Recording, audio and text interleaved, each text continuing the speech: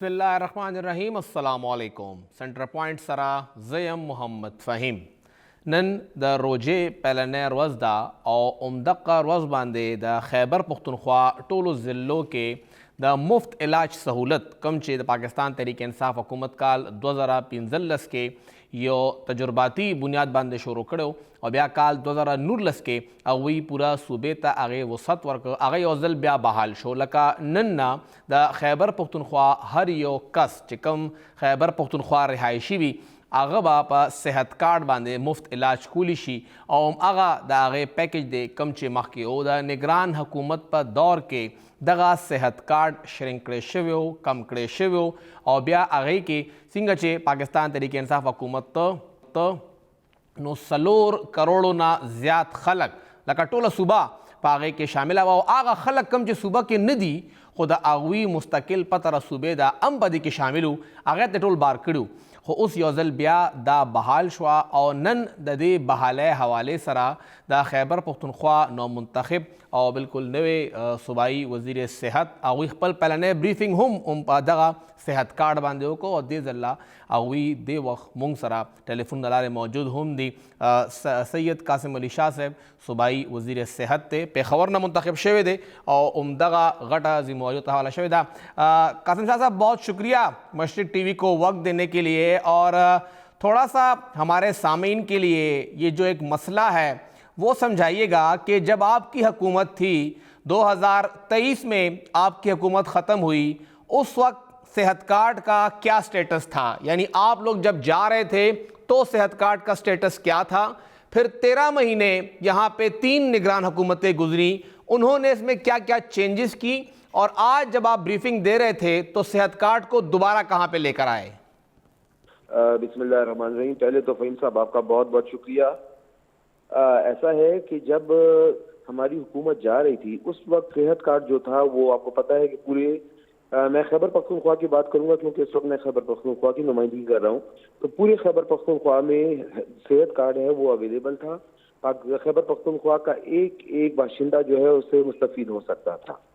और उसके बाद आपको पता है जब केयर टेकर गवर्नमेंट आ गई खैबर पख्तूनख्वा में फाइनेंशियल इश्यूज भी बन गए, मैनेजमेंट के इश्यूज भी बन गए, तो वक्त के साथ साथ उनको ये मैनेज करना मुश्किल हो गया और फिर उन्होंने कुछ सियासी फायदा उठाने के लिए भी और अपनी मैनेजमेंट के जो इश्यूज थे उनकी बिना पे सेहत कार्ड जो है उन्होंने खत्म कर दिया। पहले ऑन ऑफ होता रहा और उसके बाद जो है आपको पता है कि सेहत कार्ड उन्होंने बंद कर दिया, जिसके बाद आवाम में एक गुस्सा भी पाया गया और आवाम जो है चाहती थी कि सेहत कार्ड हो, मगर उनके लिए शायद ये मैनेज करना मुश्किल भी था और कोई उनका ख्याल ये था कि सेहत कार्ड जो है वो फ्लैगशिप प्रोग्राम है पाकिस्तान तहरीक इंसाफ का, इसके ना होने से शायद पीटीआई के लोगों का मोराल कम हो, वोट ना दे, लेकिन उसका हमें उल्टा फायदा भी हुआ और वो लोग इसको तो मैनेज भी नहीं कर पा रहे थे। फिर उसके बाद जब हमारी हुकूमत आई तो हमारे चीफ मिनिस्टर साहब अली अमीन गंडापुर साहब ने ऐलान किया कि जो ही यकम रमज़ान होगा हम इसको बहाल करेंगे। और जब केयरटेकर गवर्नमेंट गई तो तकरीबन 18 बिलियन की ये पेंडेंसी छोड़ के गई सेहत कार्ड पे जो स्टेट लाइफ को देने थे। फिर हमने रमज़ान से पहले ही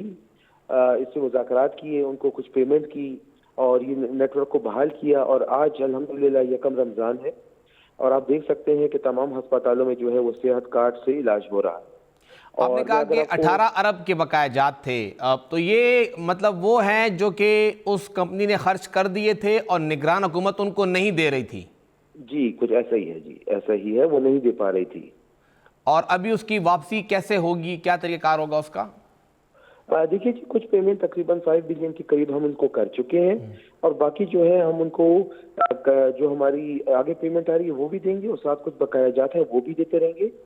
मैं आपको बताऊं कि सेहत कार्ड जो है एक ऐसा प्रोजेक्ट है जिसमें जब हुकूमत पे लोड पड़ता है और ज्यादा पैसे भी देने पड़ते हैं तो हमें खुशी होती है, क्योंकि इन पैसों का जो बेनिफिशियरी होता है वो आवाम होती है, हमारे खैबर पख्तूनख्वा के लोग होते हैं, तो इसलिए हमें इस पर कोई एतराज नहीं। दूसरा ये सस्टेनेबल प्रोजेक्ट है, इसको हम बड़ी आसानी से आगे चला सकते हैं और सबसे बड़ी बात यह है कि आइंदा ये आप बिल्कुल इस चीज़ को रिकॉर्ड कर लीजिएगा कि आइंदा हमारी हुकूमत है अल्हम्दुलिल्लाह इसमें कोई भी रुकावट नहीं आएगी, बड़े अच्छे तरीके से ये आगे चलता रहेगा और मज़ीद हम इसको इम्प्रूव करने की भी कोशिश करेंगे। इसमें कुछ और तकरीबन 1800 के करीब इलाज हैं जो सेहत कार्ड से हो रहे हैं हम कोशिश करेंगे इसमें और चीज़ों को भी ऐड करें, लेकिन और लोग जो है इससे मुस्तफीद हो सके, फ़ायदा उठा सकें। प्लान क्या है सर आपका? क्योंकि एक तो ये था कि पहले गालिबन इसमें 1800 से ऊपर अस्पताल थे, फिर उसके अंदर पूरा मुल्क था, बीमारियां भी सैकड़ों में थीं। अभी भी क्या उसी तरह सूरत हाल है या थोड़ा बहुत चेंज हुआ है इसमें? देखिए जी, ऐसा है ना जी, अब अस्पताल जो है पिछली केयरटेकर गवर्नमेंट ने कुछ वर्किंग की, इस पे आई थिंक कुछ कैलकुलेशन जी। की, उन्होंने कुछ अस्पताल कम किए हैं। खैबर पख्तूनख्वा में तकरीबन 180 हॉस्पिटल्स थे जो इनके पैनल पे थे सेहत कार्ड के। फिर उसमें कुछ जो है इन्होंने कम करके इसको 118 पर लेके आ गए, और अभी जो है 118 अस्पताल जो है वो सेहत कार्ड के पैनल पे मौजूद है। और इस पे मेरी पूरी नज़र है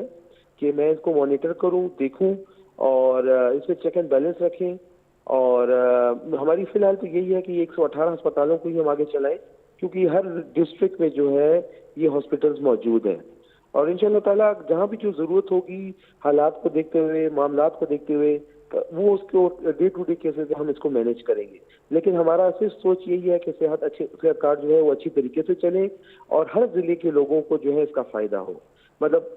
कोई रुकावट इसमें ना आए। तो इसमें हमारी पूरी वर्किंग है और उसको मैं पर्सनली खुद मॉनिटर करूंगा जिससे कोई कमी पिछली ना हो। और बीमारियां कितनी हैं जिसका इलाज होगा इसमें? इसमें बहुत सी, तकरीबन अगर आप देखें जो कार्डियोलॉजी है वो इसमें मौजूद है, किडनी की डायलिसिस इसमें मौजूद है, आई इसमें मौजूद है। इसके अलावा और कई ऐसे जो शोबे हैं सेहत से मुतल्लिक वो काफ़ी इसमें शामिल है, मतलब बहुत सी चीज़ें होती हैं। अगर बीमारियों की मैं बात करूँ तो स्टमक की जितनी भी सर्जरीज हैं वो इसमें शामिल हैं,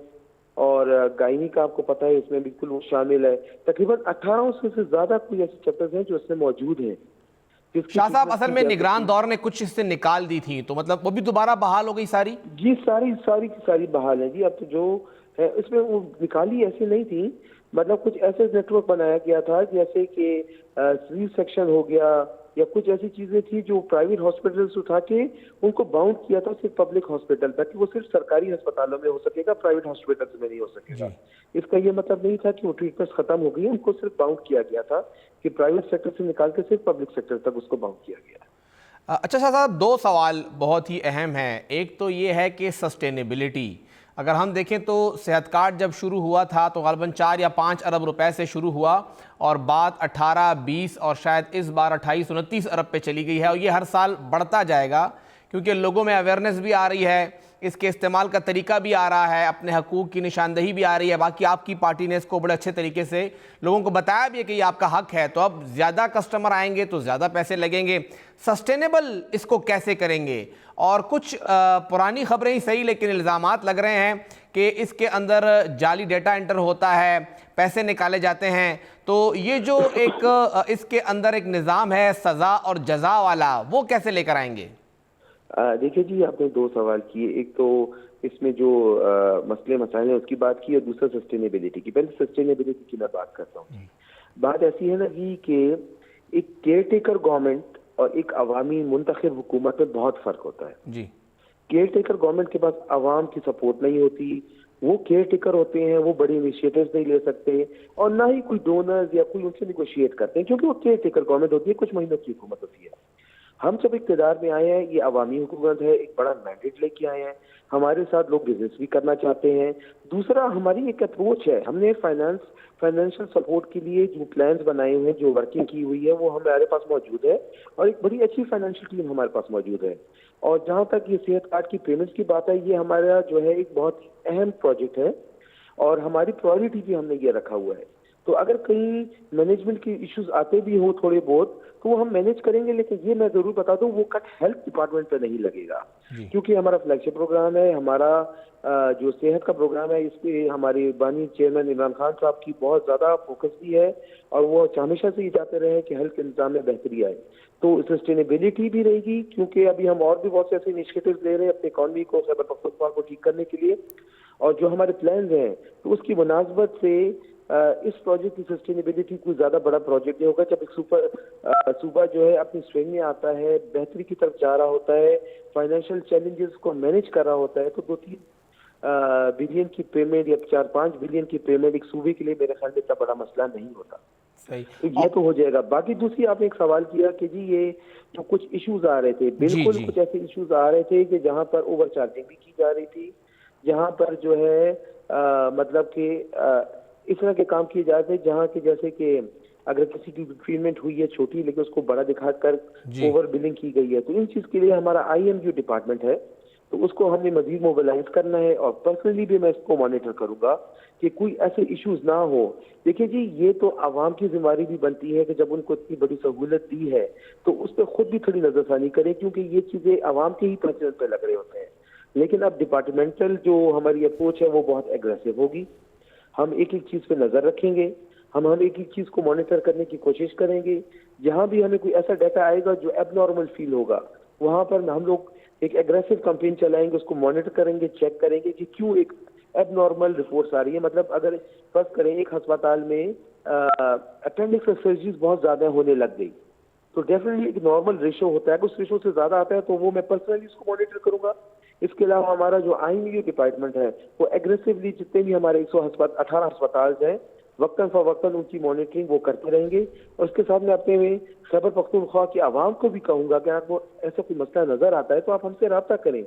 क्योंकि ये आपका ही पैसा है। अगर ये जाया होगा तो ये आपका ही पैसा जाया होगा। तो ये है। बाकी इंशाल्लाह ताला आज मेरा बेसिकली अगर ऑफिशियली देखा जाए तो दूसरा दिन है, चार्ज लिया है मैंने, और वक्त के चलते चलते इंशाल्लाह ताला मेरी पूरी कोशिश होगी कि सेहत काम में मजीद परफेक्शन की तरफ हम जाएं, बेहतरी की तरफ जाएं, क्योंकि आवाम की सेहत, आवाम को बेनिफिट देना यही हुकूमत का काम है और इंशाल्लाह हम वो जरूर करें। अच्छा शाह साहब, एक चीज़ ये भी आती है कि सेहत कार्ड 10 लाख रुपए का इलाज फ्री तो है, लेकिन 10 लाख रुपए का इलाज एक आम भिखारी जो रोड साइड पे खड़ा है उसके लिए भी फ्री है, और जो खैबर पख्तूनख्वा के अरबपति और खरबपति लोग हैं उनके लिए भी फ्री है। फिर सरकारी मुलाजमीन सेहत कार्ड से भी इलाज कराते हैं और फिर अपना बिल भी जमा कराते हैं और हेल्थ का अलग से लेते हैं। इसके लिए क्या प्लान है? देखिए, जो डबल डिपिंग का प्रॉब्लम है ये मैंने डिस्कस भी किया है, क्योंकि सरकारी अमला जो है उनको सेहत कार्ड भी मिला है और वहां पर वो अपने डिपार्टमेंट से भी जो मेडिकल अलाउंस है वो ले सकते हैं। इसका यह मतलब नहीं है कि हर कोई जो है उसको डबल चार्ज कर रहा है, लेकिन इसके लिए एक मैकेनिज्म जरूर होना चाहिए। क्योंकि एक आदमी अगर सेहत कार्ड इस्तेमाल कर रहा है तो मेरे ख्याल में सरकारी बेनिफिट्स कम से कम उस जगह पे नहीं लेने चाहिए जहां पर हेल्थ कार्ड उनको बेनिफिट दे सकता है। या फिर ये भी किया जा सकता है कि ऐसा सरकारी लोग जिनको हम फुल मेडिकल सपोर्ट दे रहे हैं और हेल्थ कार्ड में उसके लिए कुछ हम मैनेज करने, अगर उनकी जरूरत नहीं है तो उसको हम मैनेज करने किसी तरीके से। लेकिन ये कबल इस वक्त होगा कि मैं आपको बता दूं कि किस प्लान पे हम जाएंगे, लेकिन ये मैं आपको जरूर कहता हूं कि इस चीज को हम मैनेज जरूर कर लेंगे और आने वाले 1 महीने 2 में ही इसमें मैं इस काबिल हो जाऊंगा कि आपको क्लियरली बता सकूं कि किस तरीके से हमने ये जो इशू है इसको हमने कैटर किया है। तो मैं आपको जरूर बताऊंगा और इस पर मेरी नजर है, ये हमने जरूर करना है। अच्छा सर, आखिरी सवाल, बताया गया था कि इसमें आप जो सिटीजन पार्टिसिपेशन है उसको भी लाने की कोशिश कर रहे हैं। सरकार ठीक है, हमारा ही पैसा है, हम सरकार को पे करते हैं, वो यहाँ खर्च करती है, लेकिन बताया गया था हेल्थ डिपार्टमेंट इस प्रपोजल पे काम कर रहा है कि टॉपअप की फैसिलिटी आए, यानी जो लोग अपना खर्चा खुद बर्दाश्त कर सकते हैं वो हेल्थ डिपार्टमेंट को सपोर्ट करें। तो कोई ऐसा प्लान आगे एग्जीक्यूट कर रहे हैं? जी, ऐसा है कि ये जो चीज़ है इस पे हम डिस्कशन हमने ज़रूर की है और इसको अभी मैं मैच्योरिटी की तरफ लेके जाना चाहता हूँ कि इसमें हमने करना क्या है। एक्चुअली हमारा ओवरऑल तो यही व्यू था कि खैबर पख्तूनख्वा के जो तमाम लोग हैं उनको एक जैसी यकसा और एक ही तरह का बेनिफिट मिले, लेकिन यहाँ पर कुछ बात ये भी आ रही थी कि यार कुछ ऐसे लोग हैं जो बहुत आसानी से अपने बड़े महंगे अस्पतालों में इलाज करा सकते हैं, बेनिफिट्स ले सकते हैं, मतलब मैनेज कर सकते हैं, तो क्यों उनसे पेमेंट ना ली जाए या उनको कुछ पोर्शन फ्री कर दिया जाए या कुछ पोर्शन को रख दिया जाए कि ये पे करें, ताकि वो पैसों की जो सेविंग आती है उसको हम मजीद आवाम के लिए यूटिलाइज कर सकें। ये एक प्लान, एक आइडिया हमारे माइंड में है, लेकिन इस पे हम अभी वर्किंग करेंगे, फिर हम अपनी लीडरशिप को प्रेजेंट करेंगे, फिर उस पर डिबेट होगी। अगर उन्होंने चाहा ये उनकी डिस्क्रिप्शन थे, अगर उनको बेहतर लगा, उन्होंने चाहा तो हम ये कर भी सकते हैं और इस आइडिया को फिर हम ड्रॉप भी कर सकते हैं, क्योंकि ओवरऑल हमने खैबर पख्तूनख्वा के तमाम लोगों को जो सेहत कार्ड दिया है वो हमारे लिए सस्टेनेबल है, हम उसको मैनेज कर सकते हैं। लेकिन इसमें अभी जो चीजें हैं वो डिबेट के काबिल हैं, उस पर हम डिबेट भी करेंगे, पेपर वर्क भी करेंगे। उसके बाद जब ये प्रेजेंट होगा, फिर वहां से जो सीनियर्स की तरफ से जो रिप्लाई आएगा तो इंशाल्लाह मैं जरूर आपके साथ से डिस्कस कर लूंगा। बहुत बहुत शुक्रिया सैयद कासिम अली शाह साहब, सूबाई वज़ीर सेहत और सिंगा कासिम अली शाह से वो यो खुदा खबर चे हेल्थ कार्ड या सेहत कार्ड, सेहत सहूलत कार्ड दपारा सूबाई हुकूमत तबस मसला नहीं हुई कल पूरे मुंग यू मुंग बदा पैसे मैनेज कहूँ और मुंग दा पैसे वर्कूली शू दा खबर दे खलक पल द जहनू उबासी चे मुंग पैसे वर्कू या ना पैसे बबियो कना मुंग मैनेज कूली शू मुंग पैसे वर्कूली शू जकाई दा खबर मुकड़ा चे टॉप अप वाला खबर या खल को ना पैसे अगस्तो खबर अगर और तजवीज़ दे बोले चे मुंगे वर्कूली शू नु बोले दा खल को ना पैसे वालू आओ दाब गुरु चे मुंग चाहता टोले बीमारों इलाज फ्री को चाहता पके लकम को बल सरकारी मुलाजमीन चे डबल चार्जिंग आगे बांधे हम कार रवान दे और द्रेमा खबर चे सेहत कार्ड बांधे उस दे वक्त के अस्पतालों लकम शिवी दी 180 ना 117-18 शिवी दी हो बीमारियाँ ने उमगा अतल सबो न ज़्यादा पखपल ज़ेदी द टोलो बीमारियाँ नो इलाज कीगी नो दा मनसूबा चदा आगा पखपल ज़े बांधे तकरीबन 90-95% राला और रोबा दोबारा आगा ज़े तमराशी और सिंगा युच दा मुंगा नोरा हम ख़राऊ ये बड़ा शंद माखलू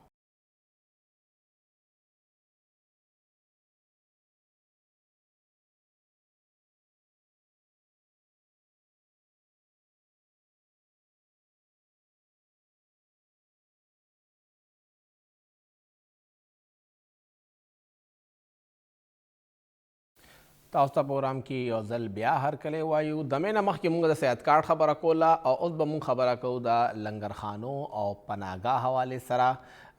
यो ख्वाता विलिकी की दा अर्स बंद शिव्यू बल ख्वाता सोशल वेलफेयर डिपार्टमेंट वी चिना दा ऊ हो लग लिमिटेड हो कम जै की दमुंगा डिस्ट्रिक्ट दफ्तर वे अल तक वाला डरकार के द हो रेगुलर नो पनागा हो बंद शिव्यू हो चिकम दा लंगर खाने वे अब लगड़े रवाने वे अल्तबसर सखल को ता खुराक मिलाए दख उस योजल ब्या तकरीबन से 2 करोड़ रुपयों न ज़्यादा पैसे जारी शुए तकरीबन से यवलस या 2 जिले दी आगेता और अल्तबा उस योजल ब्या लंगर खाने और दगा चकम पनागा दी अगर दोबारा फ़ाल शू दे वक्त मुंग सरा खैबर पख्तूनख्वा के the independent Urdu senior correspondent senior सहाफ़ी इजहारुल्लाह से मौजूद दे आगा पजमा काफ़ी कारम करे इजहार साहब डेरा मेहरबानी इजहार साहब तासो दा स्टोरी हम कवर करे दा लंगर खाने दे निगरान दौर के बंदिशे वे चकम दा पनागा दी लंगर खानी दी और दा सिर्फ यो खबर बमा के तरागे मामला सबल सवा देर मेहरबानी पई से यो को लंगर खानी दो किस्म वे या पनागा का वो यो शेल्टर होम यो दावी की आगा द एहसास प्रोग्राम की आवाज इमरान खान को वक्त की दावत हुकूमत और वफाक की तो आगा टाइम दा शुरू हुए एहसास के प्रोग्राम और नाज़रीन वो तो फंडिंग के दो तो खैबर पख्तूनख्वा की अक्सर पनागा की अगर पाकिस्तान की 50 से आगा मुझे कल दा इमरान खान दली इजहार से तासुदा आवाज़ लग क्लियर न दे जब लग हाफिज इनायत से दरख्वास्त को दोबारा होता लग कालो की चे दोबारा पलायन वाखली सिंगाई जिक्र हो चे पूरा पाकिस्तान की 50 टोटल जेऊ चिचरता दगा एहसास प्रोग्राम लांदे दा लंगर खाने शोर शेवे और ब्या द इमरान खान साहब हुकूमत लाड़ नो वफाकी हुकूमत उन्होंने पहला दमू खुमदा रिवायत चिकम कमकार कम हुकूमत शोरकड़ी मुगई सार कुछ दा बनने कीगी नो रवायात के कहू नो आगा प्रोग्रामू ना अगवी अलता ईसार कलल लंगर खाने हम और वरसरा पनागा हम उस खैबर पख्तूनख्वा हुकूमत आगा वक्त चकला सुबह के पात शुरू दुखपल प्रोग्राम जारी साथ ले इजहार साहब जी इजहार साहब जी तातो खबर कोला चे एहसास प्रोग्राम लांदे पर पूरा मल्क के दा प्रोग्राम शोर शवे हो पटोल मल्क की 50 पनागाहें खुलाशी हुई लगा खत्म तो के नोआगा लंगर खानी या पनागा कमो आगा पर खैबर पख्तूनख्वा की बंदिश हुई आगा पर खैबर पख्तूनख्वा की अतड़ी खुदा देन अलावा पर सूबाई सतबानी दा महकमा सोशल वेलफेयर तहत यूलस पनागा की कमी आगा हम खुद हुए और आगा ने बंदिश हुई زمون چې د سوشل ویلفیر دغه سره ما کومې خبرې شوې دي هغه وایي چې دغه دغه کې پناهګاه چې کوم دی 11 دغه یو ورځ هم نه بندي شوي هلته به باقاعده خوراک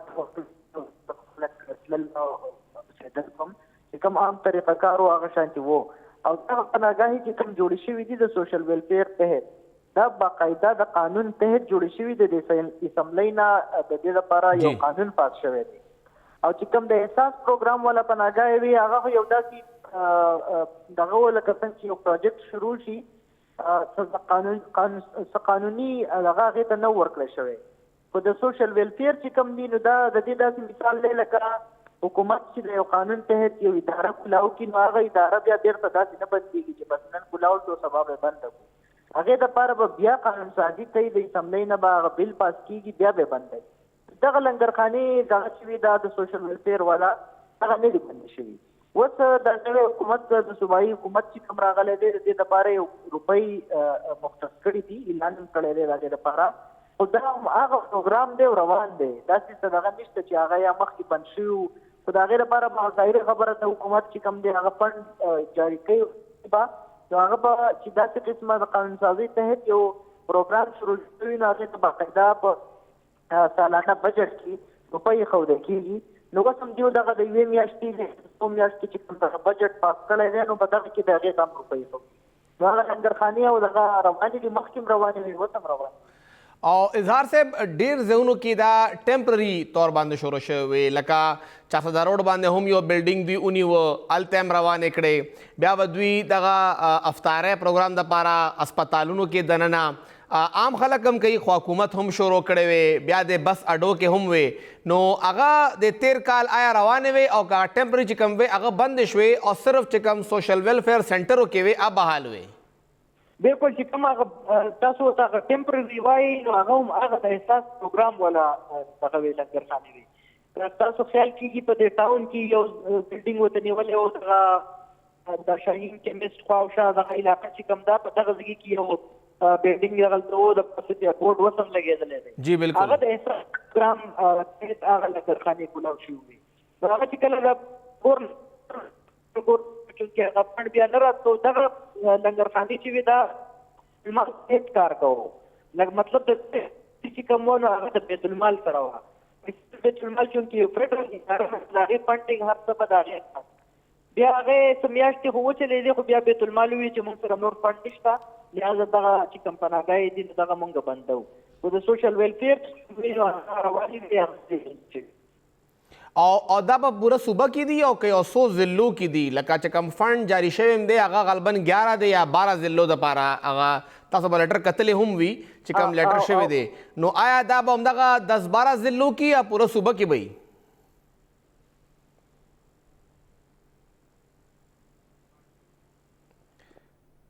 یو ځل بیا مونږ رابطه کوو غالبا زمونږ رابطه منقطع شوه لږ د اواز ډسټارشن هم دی او سیګنل هم کمزوری دی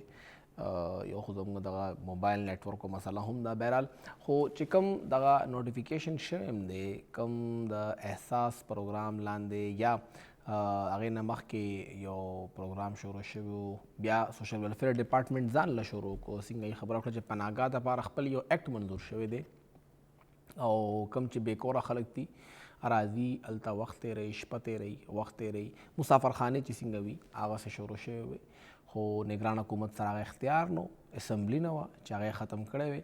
نو هغه شیز او روان و خو لږ غونته کې راشرنګ شي ظاهري خبره ده د حکومت ترجیح نه وي نو بیا زموږ سرکاري ملازمین هم هغسې کار نه کوي هغوی هم پروا نه کوي چې دا شته او که نشته څوک راځي او که نه راځي یو ځل بیا اظهار صاحب موږ د اظهار صاحب تاسو خبره کوله یو خو دا راته ووایه چې دا لنګرخانې آیا دا په هر ضلع کې دي ولې چې کم لیټر ایشو شوی دی چې هغې کې فنډز ریلیز شوي دي 2 کروڑ روپۍ هغه غالبا 11 یا 12 ضلعو دپاره دي نو آیا همدغه ضلعو کې به دا لنګرخانې وي او که نه هره ضلع کې به وي نه فهیم صاحب زما آواز درځي اوس گزاره کوي جی لنګرخانې چې کوم دي د 11 اسټابلیش دي په ټوله صوبه کې او په هر ډسټرکټ کې نه دي ظاهر خبره ده زموږ ډسټرکټ خو زیات دي خو لنګرخانې 11 دي په دې کې د پېښور دي په ډی خان کې دي هریپور کې یو لنګرخانه ده داسې څه ډسټرکټ نور دي ټوټل 11 دي دا دا اوس پکې په څه ځایونو کې صرف ټمپرري څه دغه کولاو کړي دي چې په هسپتالونو کې به تاسو دغه ورکوئ د خوراک دغه خو هغه صرف د خوراک دپاره دی مطلب د اوسېدو دپاره نه دي د اوسېدو دپاره یولس دي اسټبلش په هغې کې اوسېدی هم شي کسو تر 3 ورځو پورې 3 شپو پورې هغه ټایم تېرولی شي د هغې نه اخوا که ټایم تېروي نو د هغې لپاره به بیا یو درخواست ورکوي او هغه به کوي نو د هغې چې کله منظوري ورته وشي نو د 3 ورځو نه شپو نه زیات هم هغه ټایم تېرولی شي هغه یو اسټبلش دغه دي بلډینګز هم شته هلته پراپر بیډ انتظام هم شته هلته نور د روټۍ او د چې انتظام هم دغو دپاره کېږي خو څه ځایونو کې اوس د دغې دپاره دا اوس چې کوم حکومت راغلی دی عریضي طور بس هسپتالونو کې دغه کړی دی که هسپتالونو کې څوک وي هغو مریضانو سره څوک وي هغه خوراک کول غواړي نو حکومت دا ویلي دی چې هغو ته هم د خوراک څاک چې کوم سیستم دی نو هغه ورته برابر کوي خو هغه اسټبلش بلډینګز نه دي دغه 11 چې کوم دي نو دغه اسټبلش دي چې کوم ما تاسو ته وویل چې د قانون تحت جوړ شوي دي او د قانون تحت هغه لګیا دي چلیږي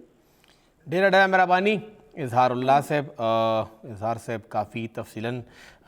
دغه څومره هم علاقې دي یا څومره هم ځایونو کې د لنګرخانو ډیټیل دی هغوی موږ سره شریک که موږ خبره وکړو دغه لنګرخانې سره چې کم کم ځای کې دا دې وخت کې موجود دي یا کار کوي یا په موږ فنډ منظور کړی دی صوبایي حکومت لخوا ولې چې صوبایي حکومت کله راغې اقتدار ته نو ټولو نه پهله هم دا خبره وکړه چې موږ به دغه لنګرخانې او دغه چې کوم زمونږ مراکز دي او موږ دوباره بحالو او د خیبر پختونخوا حکومت لخوا چې کله دغه فنډ ریلیز شو نو دا هر ځای دپاره نه دا یو څو سپیسیفیک ځایونه او که موږ دا نومونه وګورو نو دا 11 ضلعې دي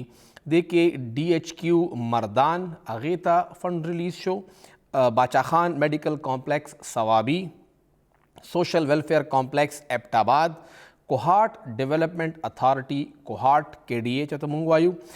ډیویژنل هیډ کوارټر بنو لکه بنو ته هم پیسې جاری کړی وې ډیویژنل هیډ کوارټر DI خان هغې ته پیسې ریلیز شوې انګور اډا سب ډیویژن وانا ساؤتھ وزیرستان لوور لنډي کوتل بازار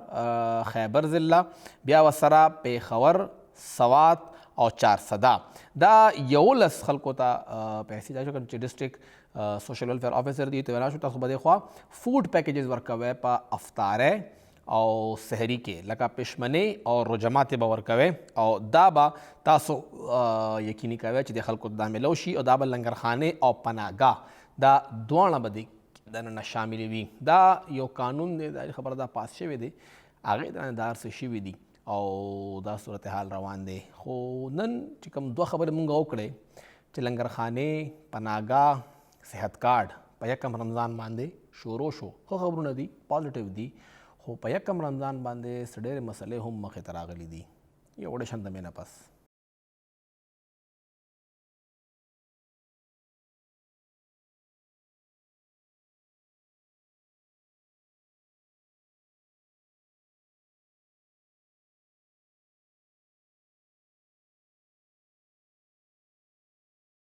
په هفته پروګرام کې یو ځل بیا هرکلی وایو د روژې میاشت حوالې سره علماء کرام وایي دا د لوټ مار میاشت ده چې څومره پکې لوټ مار کولی شی وکړي او د علماء کرامو دغه خبره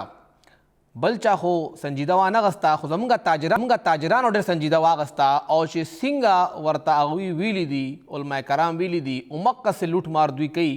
او ټول کار همدغې ورځو ته په تمه چې کله به روژه راځي او دا لوټ مار به هغوی کوي د خیبر پختونخوا لوټ مار صورتحال څه دی په دې به خبره کوو دې وخت کې موږ سره پیښور کې د هم نیوز سینئر کارسپونډنټ سینئر صحافي شهزاده فهد صاحب موجود دی فهد صاحب د پیښور تاسو نن څه کتلی دي یکم رمضانو او صرف نن نه دی 13 ورځو کې د لوټ مار صورتحال څه دی ډېره مهرباني فهیم داسې ده چې رمضان شروع کېدو پیله روژه وه او مونږ څنګه چې 13 کلونو راسې ګورو لګیو چې څنګه رمضان شروع کېږي او دا ګراني شروع شي همدغه صورتحالو مونږ ویلې چې نوی حکومت دی کېدی شي دې سره څه پلان وي ضلع انتظامیه دی ایکټیو کي ولې چې دی دا بیان ورکړی و چې یاره مونږ سسته بازار نه جوړو هر بازار به سسته بازار وي نو مونږ دا وکتل چې یاره دا چې کوم روټین مطابق چې کوم مهنګایي ده هغې دپاره خاطر خوا داسې څه پلان نه و بازارونه وګورئ بازارونه ډک دي د خلکو نه کم شی چې ډیمانډ زیات دی د هغه چې د مارکیټ نه یا غیب دی یا په بلیک خرڅیږي لګیا دی دال چینی اوړه یو شین تاسو د ټیم ګوري ایون دا سبزی چې دا سبزی عام ټینډا توری کدو دا عام روټین سبزی دا او د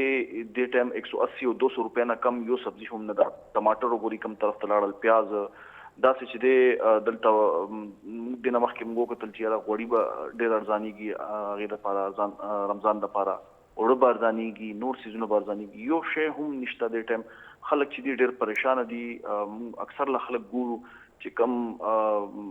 دیاړیدار خلک دي کم چې نوکر پیشه خلک دي هغه پریشانیانو کې نور هم اضافه وشي دا د برکتونو میاشته دا د رحمتونو میاشته پکار دا و چې خلکو ته پکارو چې خپل طرف نه ریلیف ورکړي خو ډېر بدقسمتي خبره ده زموږ خلک دي فهد صاحب دا برکت دغه تاجرانو په مال کې برکت رانغی چې د اغوی کما سودا اغوی په 100 روپے په 120 روپے کیلو روړه او هغه اوس هغه په 200 روپے خرڅي دی په مال کې برکت راغی کنه یاره بالکل دا ذخیره اندوزی او دا بلیک باندې خرڅول مارکیټ نه دا ټول سيزونو چتول دا نو څوک نه دي دا ما او تا پرنګ خلک دی دا خدیندار خلک هم پکې مسلمانان دي خو ډېر روزي میاشته دی دومره مالو ګټي چې دی تیر د شپږو میاشتو کوم دومره پیسې نه ګټلې خو دا خو زموږ د خلکو مسله ده دا چې کله خپل پرنیش سم شوی حکومت چې د حکومت کردار هم نشته د خلکو کردار هم نشته افاد صاحب دا ما خلک تی کم چې دلته خو ذخیره اندوزیو کی د روپیا شی په پینځه خرڅ کی بیا هغوی ماخام کې د خپل دکان نه بهر دسترخوان لګي خلکو مې مفت افطاریم کوي بالکل دی دا فخر غني چې را مونږه فلاحي کارونه کوو دا خو په ټیکس نه ورکوي دا وګورئ تاجران وګورئ دا غټ تاجران دي زموږ په صوبه کې چې خبره کوي نو مونږه معاشي تور باندې خراب یو او بیا چې دی ټیکس حکومت نه پټي دغه خلک دي نو حکومت ته فائدہ شته عوام دینه پریشان دي بلیک شي یو شی مارکیټ نو چت کی چې وګوري ډیماند زیات دی او هغه د مارکیټ نو چت کی هغه په ډبل ریټ باندې خرڅ کی اوس زموږ د خلکو دا غلطي ده چې د روټین مطابق کستا د میاشتې 5 کیلو چینی لګي نو ته د رمضان لپاره 10 کیلو 15 کیلو 20 کیلو یو سه الته تر ډیماند د دې جوړ کې مارکیټ کې ختم شي خلکو تم پکاره چې روټین مطابق اوسي سودا چې د کم 10 ورځې سودا د هفته سودا هغه مطابق سوداګانې کوي نو مارکیټ کې به ډیماند نه زیاتېږي د دې ریټ به نه زیاتېږي بل د خلکو سره د تاجرانو سره صلاح عمل نشته د حکومت سره چې څه طریقې باندې ټریټ کی بیوروکراسي چې د ټیم موږ نه ښکاری لګیا دی یو اسسټنټ کمشنر د دې د حل ډیر آسان حل دی چې دا اسسټنټ کمشنر د غړ غړ بازارونو کې کینی سحر نه واخله ز سحر نم کینی نو 12 بجو نه واخله تر 4 بجو پورې 4 غنټې یو بازار کې دی کینی نو زما امید دی چې د غوخه او چینی اوړه غوړي سبزي دا ټول سيزونه به ارزان شي خو دی سیریس نه دي نو ولې نه کینی د خدا کار د دولت کینی یره دا موږ روزانه دا ګورو یو پریس ریلیز جاری شي چې دلته بازار معاینه او 55 دکانداران شیر فروش دي او هغه ولدي سبزی ولدي او غوخه ولدي دای گرفتار کړو جرمانه خو د دې حل نه دي فارضي تور باندې ته جرمانه کې سبا اغه نه ګران خرڅي بلکې ملاوت پکې کې خپل وټ کټ پغه وباسي ټول مسله خدا ده کنه دلته انتظامیه نشته څه قسم جزا او سزا سیستم نشته ته د جرمانه خو د دې سیستم نشته چې ته ریوینیو ډکه کې بس دا یو دکاندار جرمانه کې وباستا کې څه ختمه بیا یو هفته پس د بازار ته راځي طریقہ کار دا نه دی طریقہ کار بدلول دا بیوروکراسي د پاکستان ټول نه غټه پړه لیکه طبقه او د سره دومره پلان نشته چې مونږه د مهنګای صرف او صرف یو ټاسک دی په رمضان کې مهنګای دا هم چې د لشکر عمر اسسټنټ کمشنران دی او دا ټول فورس دی ورسره او والله کدا تاسو بازارونو کې وګورئ تاسو به د خادینه مخکې د کمال خبره ده چې بازار ته راځي نو د دې خپل بیوروکراسي کې مخبران یا بازار ته اطلاع کوي چې ټیم در روان دي چاپی وخی دا صورتحال د فهم خلک نه تاسو وایي چې د بیوروکراسي سره پلان نشته او کویل نشته ولې چې هغوی ته خو هغه چرګ غوښه چې دا هغه په 1500 روپے کیلو ملاویږي نو کې دی شي چې هغه نه هغه 1500 روپے هم باندې اخلي هغه ته خو فری ملاو شي یاره دا سیده کنه چې دی خو ځان له خودی ته مراد دومره مراد حاصل دي دی په مهنګای باندې او په ګرانۍ باندې دی اس قسم فرق نه پروزي په دې خلکو باندې فرق په عام خلکو باندې پروزي دی دومره سیریس نه دي چې دی نوکری سکي دا پیسې چې دی حکومت دی لور کوي د خپل تنخواه حلال کی کم از کم د روزه کې زیات نه 4 غنټې د یو بازار لا اسسټنټ کمشنر ورکی فهم بای دا یقینا وایم چې ډیر کنټرول بشي دا خلک چې د بلیک خرڅي مالونه نشته ګودامونه ډک کړی دي دا شی به چې روزي کې کنټرول شي او عام خلکو ته ډیر ریلیف ملو فهد صاحب تاسو ته یاد شي او درې کاله مخکې دغه صوبایي اسمبلی د هورډینګ حواله سره یو قانون منظور کړو او بیا د هغې نه پس 3.5 کاله مخکې پېښور کې ډپټي کمشنر صاحب محمد علي اصغر صاحب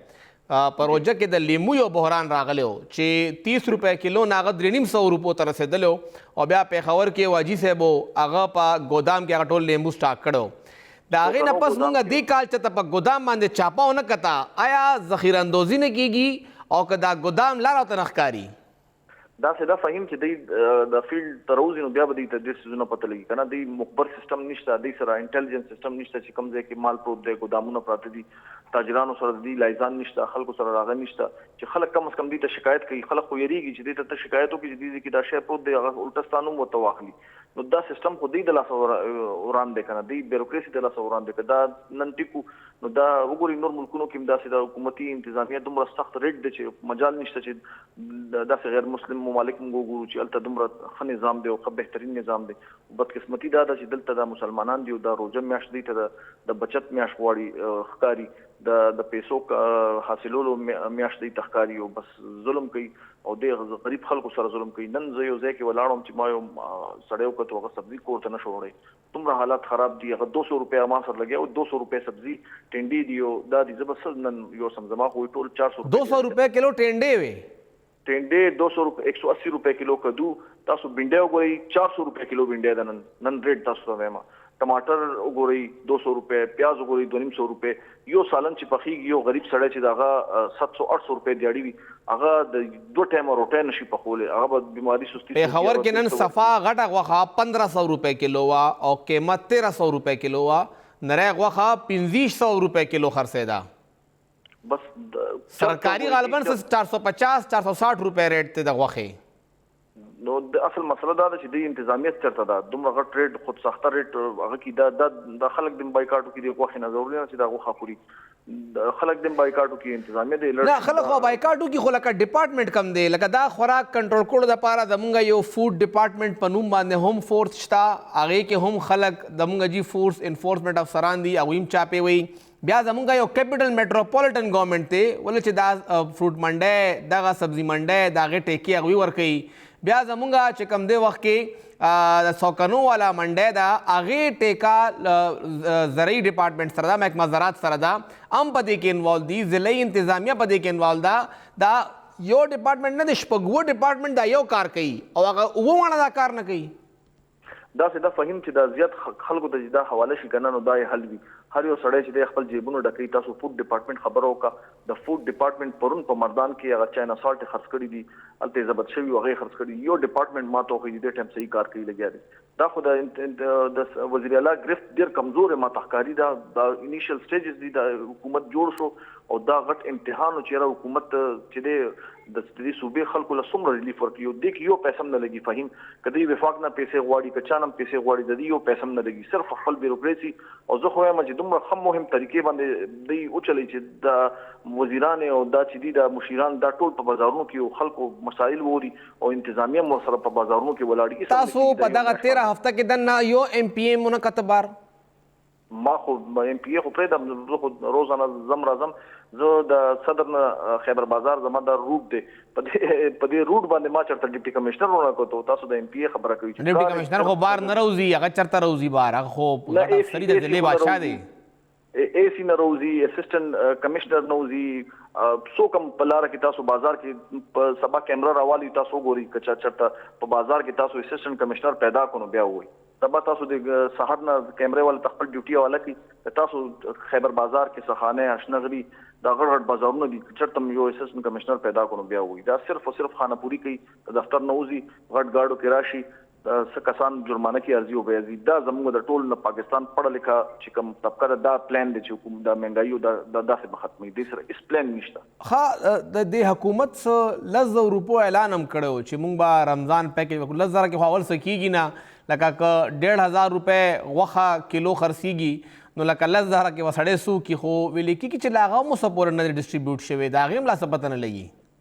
داسې دا فهیم ما ته نه ښکاري چې د 1,000 روپۍ ورکړي دی سره پیسې چېرته دي ما ته خو داسې ښکاري چې دا کم موجوده صورتحال دی معاشي طور باندې چې دی کم وفاق سره چې کم سیسټم را روان دی نو را روان 3-4 میاشتو پس د سرکاري ملازمینو تنخواګانې به هم نه وي تو 1,000 روپۍ خو ډېر غټ شی دی هېڅ یو روپۍ دې نه ورکوي خو صرف د عوامو ریلیف ورکړي دا مهنګایي باندې د کنټرول ارزاني دې نه یو شی د ارزانه خو خپل پر ریټ تاسو نرخنامه راوالي نن نرخنامه راوالي تاسو ګوري د سبزی ریټ وګوري هغه ریټ وګوري یو سبزی والا سره هغه ریټ باندې خرڅول نو بیا وي صرف ریلیف دی ورکی نو ګوره بیا خو دا خبره ده چې تاسو او زبا خبره کوم بیا چې دلته خو اشرف روډ بند شو دلته خو تاجرانو یونیورسيټي روډ بند کړي دي ول چې خلاف کاروائی کیږي دا هم ځان له مافیا ده کنه اسوسییشن هړتال کال ورکی او پر صبح بند کی ګوره دا سده چې غلط کار باندې سو کم نه خپکیږي نه مو خپکیږي دمدا خبرونه موږ ورکو چې ضلع انتظامیه کاروایی او 40 لن فروش گرفتار کړ کله هم په دنیا کې سو کم غلط کار کوي خلک هغه غیر سر باندې نو دريږي دا دکانداران چې دي کدا دکانداران خپل پر ریټ خرڅي صرف الټیمیټم ورکی چې صرف خپل پر ریټ خرڅوي ریلیف حکومت یو روپے نه ورکي خلکو د پاره دا صرف خپل پر ریټ خپل پر نفنامه باندې عملو کی د پيو نفنامه باندې عملو کی په ماستو باندې عملو کی سبزی غوخه دا نور سيزونه چې دي بس دا عوام د پاره ډېر دی صرف دا خواسته چې یو میاشت د پاره کی چې دا غریب خلک دي دا ډېر زیات مجبور دي یو ورځ نه کیږي نو یو میاش به څنګه وشي تاسو ګوره د افطار خبره کوي په پېشمنی کې څوک تپوس کوي چې الته پیو سره روان دي کوالټي څوک چیک کوي د پېشمنی مال چې کم پې ملاويږي چې کم روټه ملاويږي دا هغه وزن څومره دی چې کم ترکاری ملاويږي دا هغه کوالټي سره دا څوک چیک کوي تاسو ته کتل د بار چې پېشمنی مال یو ټیم راغلی دا چیک کړي پېشمنی خو ما سه ډېر وکړو شو ما پېشمنی څوک نه دی لیدلې خدا سه د چې دلته په پیښور کې کتا سو ګوري نو د دکانونو به لګ لګ فاصله کې یو د یو په یو ریټ به 285 بل به 280 خرڅي بل به 220 خرڅي نو صورتحال دا دی چې یو به توي چې زما په خدي دي کې ملاوت نشته بل 280 ولې دا خالص دي نو زه خو دې ته حیران یم چې حکومت چې کم ریټ مقرر کړی دی د پیو د ماستو د نو سيزونو نو ولې هغه ملاوت ولا په حکومت وته ریټ مقرر کړی چې تاسو په دې کې به خرڅوي نو صورتحال چې زی همدا خبره ضلع انتظامیه ته راځي او ضلع انتظامیه د ټیم نشته ډیپټي کمشنر نه واخله اسسټنټ کمشنران د ټیم ډیر په زمان د ځاسې ډیر په ټینشن کې دي او ایس ټینشن وته حکومت لا پولیس هم دی ویل پکار دا چې حکومت زموږ سی ام صاحب ډیر اګریسیو دی او ډیر خلک ډیر امید لري چې دا ډیر کارونه کوي دا فرست هغه د امتحان دی چې دی رمضان کې دی غریب خلکو له ریلیف ورنه کوو مجدا حکومت او منتخب ام پی ایز هم غیب دي منتخب ام پی ایز خو تاسو ولیدلی چې هغه تاسو د الیکشن غټلې دی هغه خبره چې دی د مخکې به مړ ژوندو کې شرکت کولو چې جنازګاه کې به دی وکړو اوس خو غم نشته اوس خو د خیره ووټ واغښتو اوس تاسو به وګورئ روان ورځو کې بچی دی نه د خلکو کارونه ګورئ د خلکو دلته طریقېتی کارونه نشته فندونه نشته خلکو سره دلته ځای په ځای سوی ګیس د پارکندې کړي دي کندې ډک هغه دی د فات صاحب یو بل اعلان هم شوی غالبا د وزیر اعلی صاحب ویلو چې د افطار او چې کوم پېشمنی وي الته به د بجلی او د ګیس لوډ شیډینګ نه وي نن ستاسو کور کې افطار په ټایم کې ګیس او بجلی دواړه وو یره ما وختي افطار څنګه چې وشو منځ مو کو نو واپس راغ ما د کور کې د کاوه ویناو کا چې کاوه پخه کوي بیا ګیس نو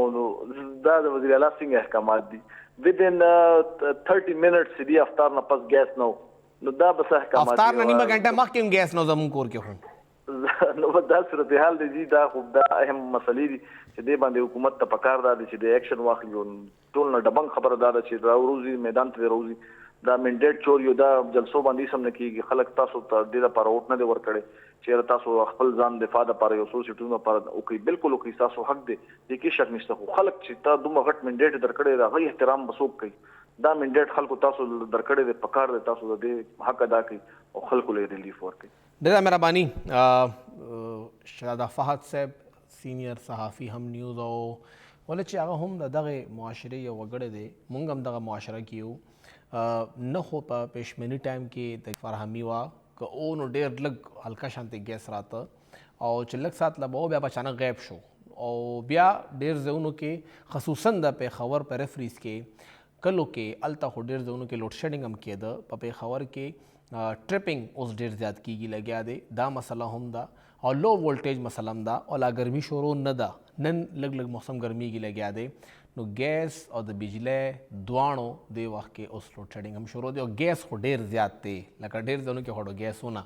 نو دا ګراني او دا هر څه خلک هم دا غواړي